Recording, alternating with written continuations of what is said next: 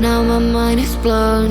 No surprise, guess I should have known. Oh, now my mind is blown.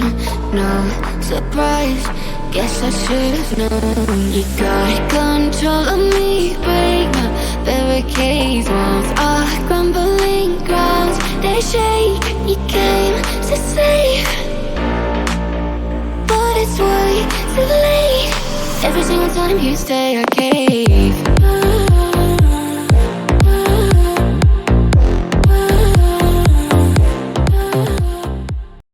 Hello and welcome to another episode of Neurodivergent News, where we are redefining what it means to be different. Different is not bad. It is just not like you. I am your host, Deanna Brakefield. I'm a mother of 7, 6 of which are neurodivergent. You know, that can be a little bit of an adventure, along with my husband, who is also autistic. Today, I have with me an absolutely amazing young man. He is a shining role model of what those of us who don't quite feel like we fit in should strive for and be trying to achieve. He is raising his voice to bring awareness to the stigmas that are still out there today. His name is Kadin. Welcome. I am so pleased to have you on the show. I'm pleased to be here. Thanks for having me. Absolutely. So tell us just a little bit about yourself. Give us a little backstory. Well, you pretty much summarized a lot of it. I advocate for better awareness of autism since I feel it's a cause still stigmatized, still not given enough attention as it should be. There are some bills out there, but we still got a long way to go. I was diagnosed when I was 2 years old in 2006. I'm 20 years old now, and starting with the very doctor that diagnosed me, my capabilities were questioned due to autism, due to those social stigmas. To be fair, this was back in 2006. Times were different back then, of course. But thanks to a supportive set of parents, I was able to push myself, prove the naysayers wrong, and still be able to do all the stuff I'm doing now. I graduated high school early in 2022 during COVID online while working 2 jobs. I'm a junior in college now with 4 consecutive dean's lists going on a 5th soon. And I've appeared on over 100 different media platforms advocating for this cause. And I've talked with various politicians about it, and I'm planning a fundraiser next month where all proceeds will benefit one of my favorite organizations in my county, Lake County, the Lake County Special Needs Birthday Club. Okay. How are you associated with the birthday club? You heard of him? He befriended the president of the birthday club, Mike Zurin, who's also the treasurer of Lake County during one of my first public speaking appearances in 2022. I was working on a class project back then where the assignment was to think of a way to help the community and act upon it. My group and I set up a GoFundMe for the Autism Society of America and raised over $1,000 for it and won a contest with it. And that was where I went to promote the fundraiser. The GoFundMe, I should say, that meeting. And from there, me and him clicked. We've partnered on several fundraisers for the birthday club and events, including a Christmas drive for those with special needs last year. That's absolutely amazing. So I did warn you a little bit that I like to make things a little bit personal from time to time. Do you mind going back a little bit and sharing with us what it was like to grow up autistic? Absolutely. Elementary school was fine because kids didn't see differences back then. They just cared about making friends. But Right. middle school and high school, which is typical for a lot of people, but adds neurodivergency to the mix, it can make things 10 times harder. That was a nightmare of bullying and stigmatization. To be fair, these kids were young. They didn't know any better. Or they just wanted to fit in for the football jocks or the cheerleaders, most likely, and look cool in front of their group of friends, or most likely their parents brainwashed them with ideologies that are quite frankly negative. It's my firm belief that everything starts in the home. If the parents are into people like Andrew Tate and Ryan Garcia or P. Diddy, who's the most recent controversial figure, Hmm. and embrace those ideologies, most likely the child's going to embrace those ideologies too and bring it into the school. Well, it's a scary thing to see, and it honestly crushed my spirit a lot in high school. But when I got into college, I learned more about being neurodivergent, having autism. I learned that there wasn't any need to give those people the time of day because being neurodivergent is honestly awesome. I mean, yeah, it's almost like a superpower sometimes. We see things in a different way, and so we see things that they don't that the typical doesn't see. Exactly. So, I mean, I completely agree with everything you were saying. It's the fairly standard experience for a lot of us. Elementary school is okay, but by the time we get ready to graduate high school, we are ready to get out of there. Was it your experience that the few friends that you were able to make, they seemed to very easily drift away, not necessarily on purpose, but easily? I would say very much. So I was on the cross country team, and they messed with me. They loved me, but one thing they did that made me suspicious of them was spread a rumor that I was faking my autism for attention.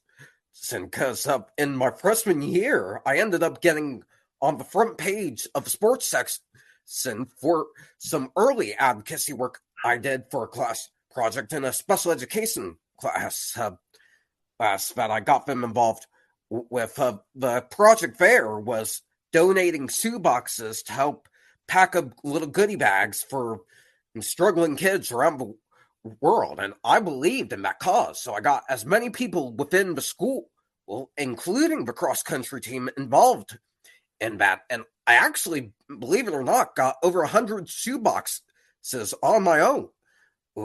So looking back at it, I'm unfazed by it now. Those cross country people, whoever spread that rumor, was probably jealous that I was getting all this attention and all this love from our cross country coach, so they felt the need to spread that rumor.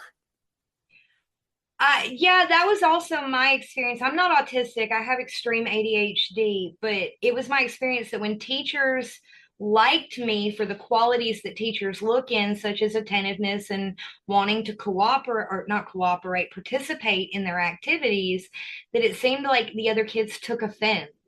It was like it was a negative mark on me, and I never understood that. Yeah, I never understood that either. So tell me, college changed everything for you. I mean, it opened up an entirely new world for you. What was freshman year like? Uh, well, the transition into college was a bit tough. So with autism, we like our routine, so when something throws it off, we tend to get emotional. But after the first week, I learned to love it. Honestly, especially the people, because when you're in college, you grow up, you Hmm. don't see differences, you just care about getting the degree and being a good person. Did you have the, or did you get the chance to live in the dorms or did you stay home? For the first 2 years, I lived in the dorms, but for my last 2 years, so my parents let me stay here and do online school. I didn't necessarily choose that to save money, though. I chose it because of the political protests this year on college campuses. Because I another thing about people with autism is we're a stickler for the rules a lot.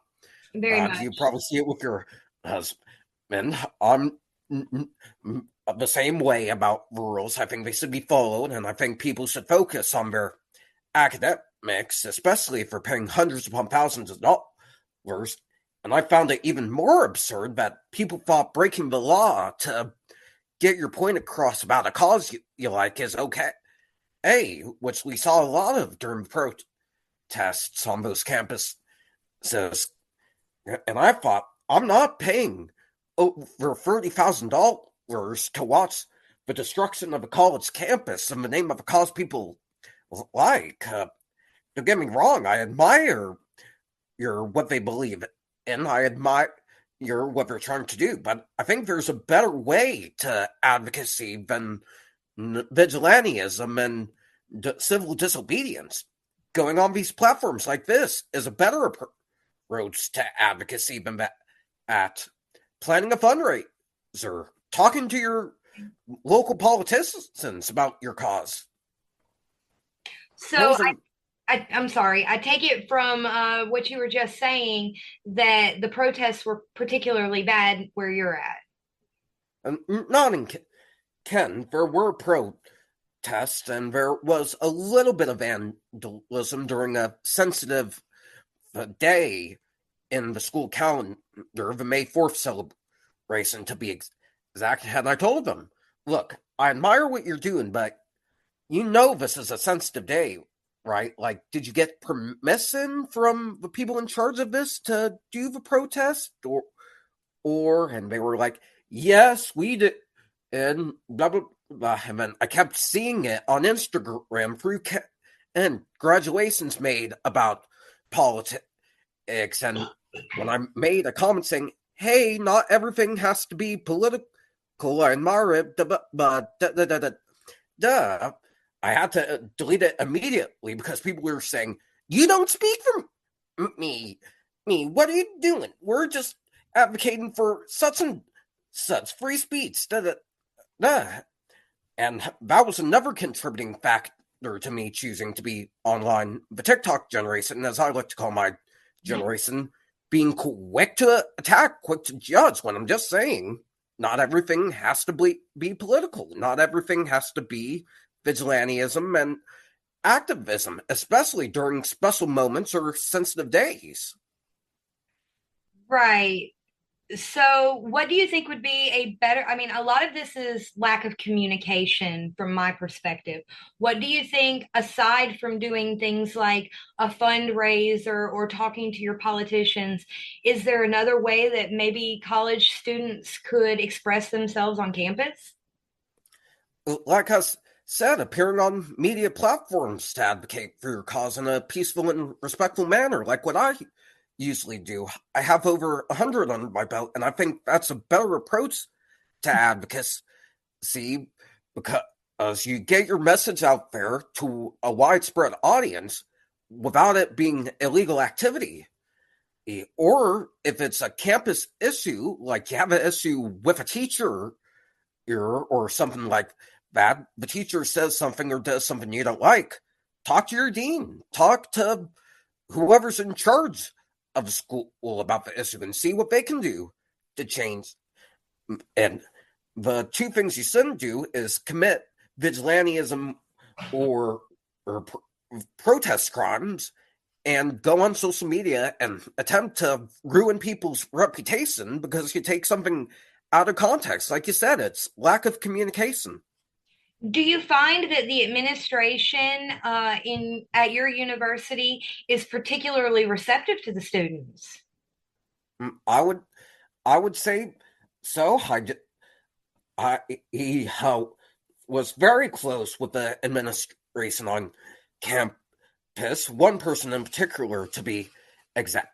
I know one time during my tenure on campus, I noticed a couple hate posters and told them about it, and they said, well, that's negative. That's not the right thing to say, but we can't really do anything about it because it's free speech. It's a state school, of course. So I think they're somewhat receptive. They take accountability, but unfortunately with state schools and state colleges, they can't do much about free speech or human rights, constitution rights. Otherwise, their funding gets cut off. So you're saying it sounds like you're saying it's more of a problem that their hands are tied and they can't act, not that they don't want to act. Exactly. I think both sides have a problem. So you are getting close to graduation at this point. You said you're a junior. Are you excited? Yes, ma'am. I'm very excited. What are your plans for after graduation? Oh, well, I'm a communications major currently, and I'm hoping to work for a nonprofit centered around autism or the like, so things go full circle in a way. But my parents warned me that eventually AI will replace a lot of the communications jobs, so I wouldn't be surprised if within 5 years I'm either NIT or dabbling in politics, possibly possibly running for political office in some form within my county at least. So there's more neurodivergent minds in political power. I don't think that would be a bad idea. And you are right about the AI stuff. I work in marketing, and in the last year, probably 40% of marketing jobs have already been replaced, and they're coming for communications and major media next. Oh, oh I saw I honestly find it absurd. Nothing's better than a human, in my opinion, because there's just a lot of personality to a human, which is key to writing, in my opinion. And I've been writing for 5 years since I was 15, and some of the AI works I read are very disrespectful and have no respect for the value of personality, in my opinion. I don't think you're not wrong. AI can't exactly mimic us very well yet. Do you mind if I ask your opinion on this? It's a tool that we've been talking about a lot recently. Tools like Character AI. Have you heard of that one? Hmm. I've used a couple AI apps for autism, and I think those are the only good uses for AI in that sense, because people with autism get that social interaction, don't feel alone, get advice on interview skills and that kind of thing, but it's not overly abusive and corrupting. So, in your experience, you haven't ran across very many people that have become over dependent on it? No, well, not that I've seen. Okay. So, tell me a little bit about autism rocks and rolls, because we talked about that very briefly in our pre-interview, and I'd love to hear more. Oh, oh, it was another show I was on with this host named Sam Mitchell. He's in Indiana, was diagnosed with autism at 4 years old, and went on to become a public speaker and co-founder of that organization where the podcast is commonly hosted. He's interviewed several different wrestlers, and similar to what I'm doing, kind of, he goes on podcasts regularly as well. So you have really, it sounds like you've spent the last 5 to 10 years since you were a young teenager just building connections, building contacts. Very much so, ma'am. So you consider yourself a social person. He, well, more through the computer, if that makes sense, not necessarily in person. I've been working on that particularly, though, because I'll need in person social interactions when I'm in the workplace. Hmm. So would you say that digital communication as we have it now, because you're a baby compared to me, like you're young enough to be my son and I love it. You grew up in a very different world than I did. From the early millennium on, you just had the technology available to explore your world in a way that wouldn't have been available to you 20 years before.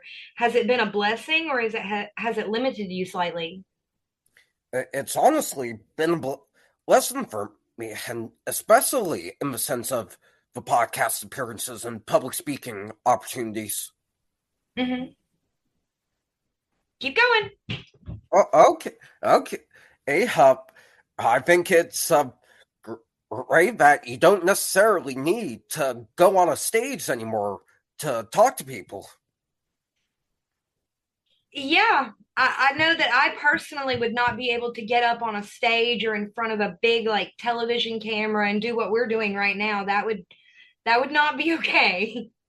Yeah, I'd be able to, but to me, the computer and technology is more convenient, and especially since I don't have a car or proper driver permit yet.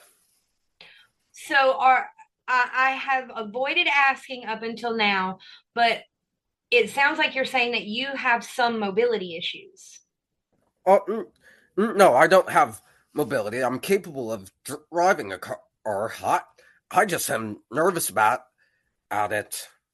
Because you can't anticipate what other people are going to do. Yeah. My 18-year-old is very much that way. We were lucky that he got his driving permit this year because we've been trying for 3 years to get him to get it. So one day maybe he'll be able to drive. We'll see. Yeah, I'm hoping to get mine by Halloween, Christmas at the latest. I'll be rooting for you. That's actually a really good goal. I'm proud for you that you actually see the importance in that level of independence. A lot of neurotypicals don't. So I warned you that I was going to ask you this when we spoke before. A lot of indie people, we tend to develop some unusual hobbies and skills. What would you say is your most unusual hobby or skill that you have picked up? Hmm. Well, I do a lot of hobbies, but if I had to pick one that's my favorite, it would be music, both listening and playing music. You play. Yeah, I play guitar. I haven't had the time to play like I used to because of school, but I've been trying to pick that back up. I completely understand. If I hadn't have been in the music department when I was in college, I probably would have completely fallen away from it too. It's very stressful trying to keep up with just a normal class load. Are you trying to graduate early like you did with high school? I'm hoping to, but my goal right now is 2026. Okay, so you will be more than satisfied if you just keep the normal track. Yeah, as much as I want to, the problem is with some classes, they lock the course content, so you can't work ahead until it's open. Re- they didn't do that back in my day. I mean, there were some classes like the 400s that you had to wait until you were a junior or older, but I didn't realize they had gotten more restrictive. Yeah, I still don't get it because everyone has different learning styles, but from what I heard from a teacher, see, he said that they do that so students can learn self-pacing. Self-pacing. Now that is the problem that I have. That is a problem I definitely have because I will either get extremely hyper focused on something and knock out 10 chapters in a night, or I am so disinterested in what they're requiring me to learn that it's a struggle to get me to even look at the summary questions. I'm the same way too. So what is a class that you've absolutely hated? I would say I like all my classes. I'm a good student and I'm invested in my education, but if I have to pick one that's always been hard for me, not just now, it would be math, definitely. Wait a minute, sir. I'm about to sound a little sarcastic here. I am being sarcastic. You're not like an astronomical math genius. That's not an every autistic automatically gets to be a math genius. No, no. Oh, I have the capability to get a B, though I have a B in the current math class I'm taking, but that's my one and only kryptonite. All the other subjects are fine. I have to imagine you do really, really well in English as much writing as you do. Yes, I do. Now, see, that breaks a norm right there just because you're a guy. As I understand it, women tend to be better at writing, even though men write a lot more than we do. I Sorry, didn't know that. you've never heard that before? No, I haven't. When I was in school, they used to tell us that boys were good at math and science, and girls were good at history and English because we were good at remembering how to do what we were told to do and remembering facts, whereas y'all were the creative ones. Oh, wow. I know it never made any sense to me. Well, is there anything else that you would like to say today, or any events that you would like to promote? Well, the one thing I want to promote coming next month is the fundraiser I'm doing with Soldier Girl Coffee. Right. All proceeds benefit the Lake County Special Needs Birthday Club. Will start November the 1st. And so they're raising funds for the 2025 year, correct? Correct. So if someone wanted to donate to the fund, how would they do that? They would just buy a thing of Soldier Girl Coffee. That's the name of the company, and a portion of those proceeds go towards the birthday club. Amazing. Any last thoughts for our audience today? I would say keep doing what you do. You're amazing, and if people can't see that, don't give them the time of day, because they're the ones who are going to miss out on an amazing person. And sir, you are an amazing person. You are an inspiration to all of the kids out there that have been told that because they're different, they can't do it. Bravo. I legitimately give you a hand clap. Thank you so much for being you and being here with us today. Thanks for having me. Well, this has been another episode of Neurodivergent News. We have had with us the amazing Kadin. Hopefully, he will get to come back and talk with us at some point in the future, and we can get updates on how amazing his life is going. If you have any questions or you want to reach out to him, his contact information will be in the bio section of this episode's blog. All of you have a glorious and wonderful day, and we will see you next time.